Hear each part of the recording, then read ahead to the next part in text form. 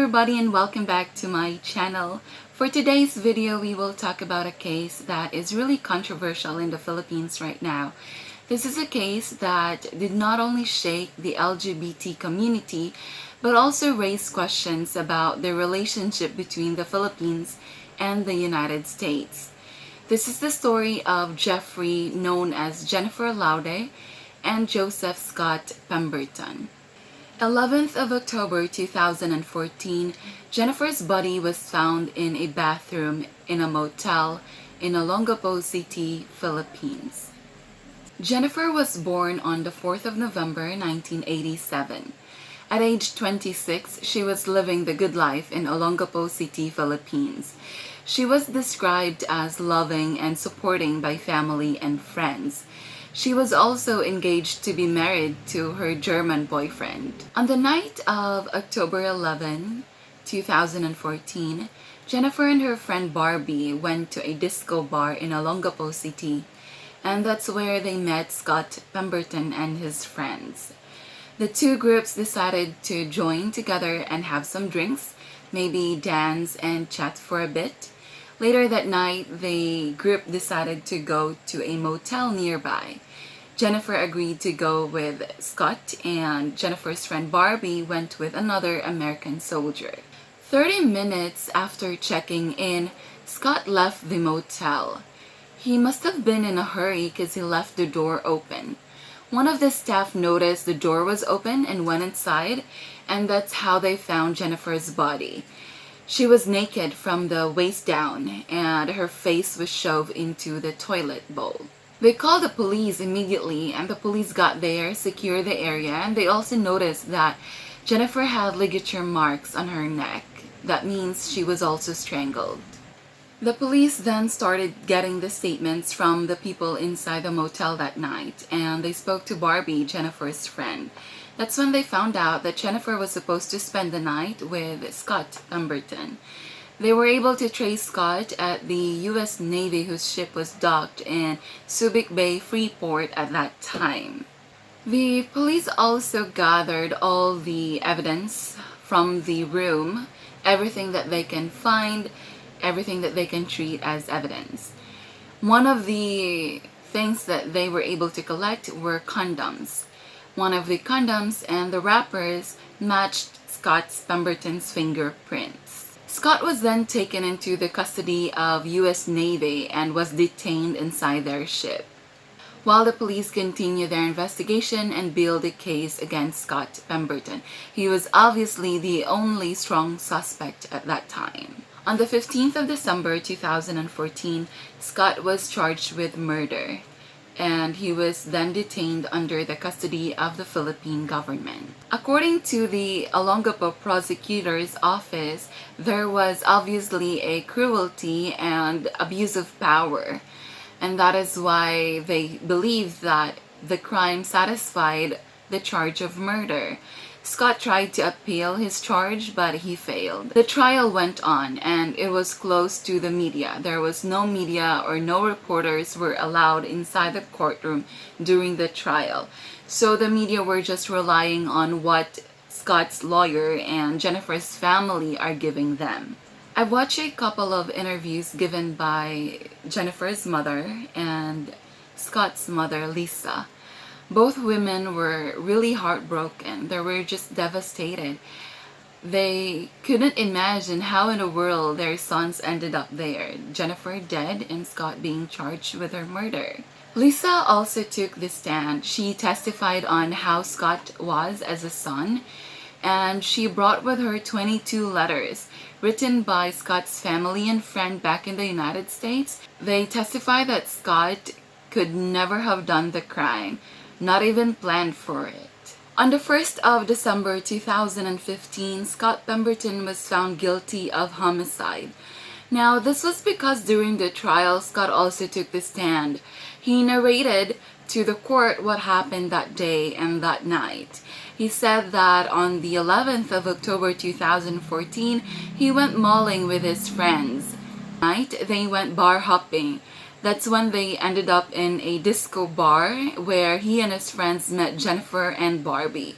He said that after chatting and drinking with Jennifer and Barbie, the two women agreed to go to a motel with them to have a quick sex in exchange for 1,000 pesos each.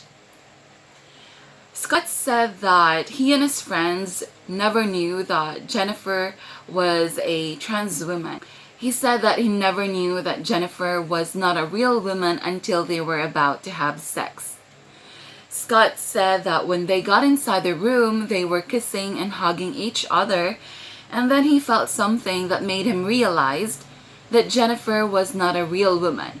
He was shocked, and so he pushed her. This made Jennifer slap him in the face, and he defended himself. So there was a fight. He ended up strangling her.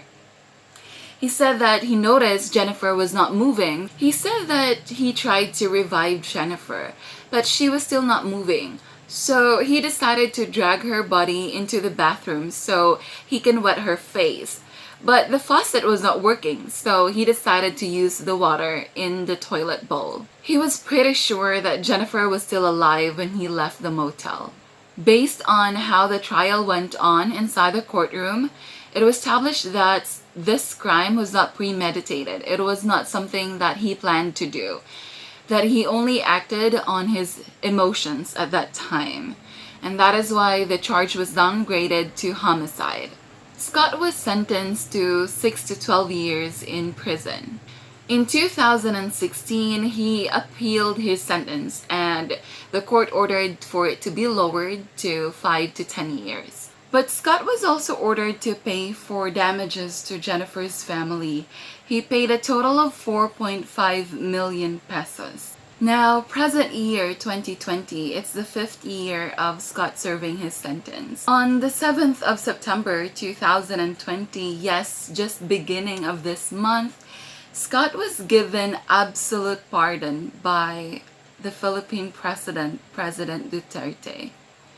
Like I said, this is really a controversy in the Philippines right now.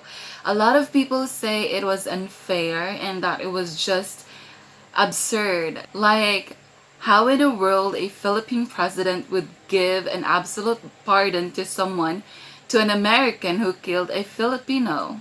I've watched this press conference given by the President of the Philippines, President Duterte, and he kind of explained why he did what he did.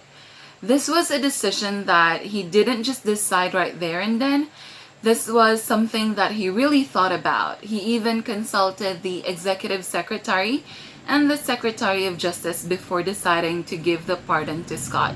The way that he said it, it was like there were so many lapses on the Philippine side of things, and it just left him no choice. For those of you who don't know yet, after the Philippines was given their independence by the United States, or after we were given our independence by the US, we were made to sign a treaty, and that is the Treaty of Military Alliance. There are joint trainings between the Philippine and American soldiers within that treaty.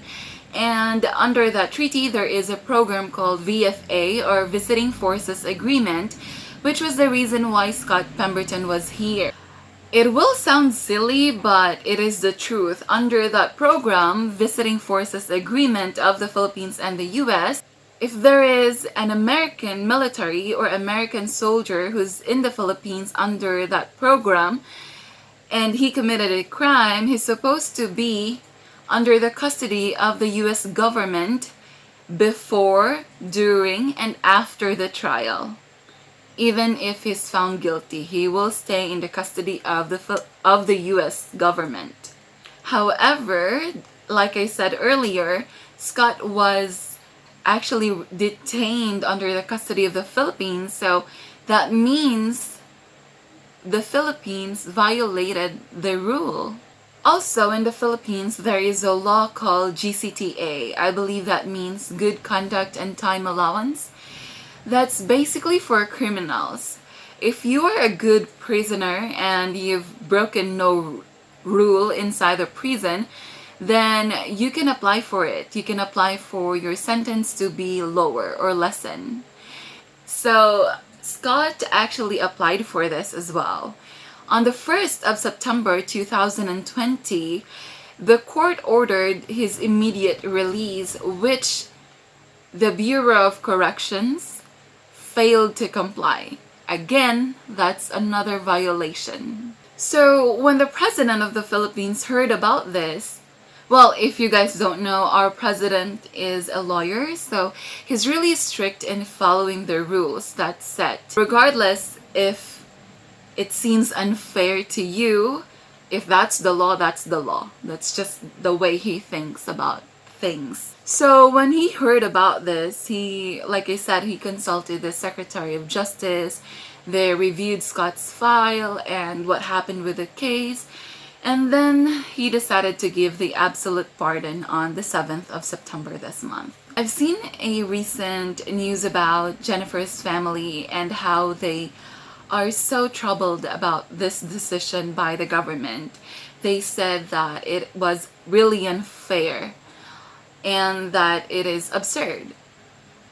And maybe it is, but people are saying online as well that it was justice for both Jennifer and Scott. Jennifer's family was paid 4.5 million pesos, and they even said that some of her family members were given US citizenship. Now, that I'm not so sure. I just saw that online. Now, there are a lot of issues surrounding the Visiting Forces Agreement and the treaty between the United States and the Philippines. And this is actually not the first case that involves a US soldier and a Filipino woman.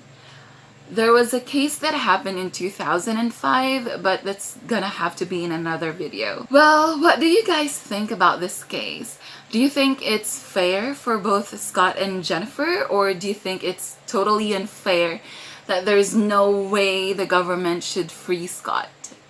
Or do you think that with all the lapses that happened during the trial, during the handling of this case, it basically left our government no choice but to free him? And I actually just found out online the other night that Scott is now under the custody of Bureau of Immigration. They're now waiting for his travel documents, and he'll be back in the United States very shortly. I totally understand if you guys will have different views about this. Feel free to comment them down below. As always, thank you so much everybody for tuning in another video. See you. Take care everyone. Bye.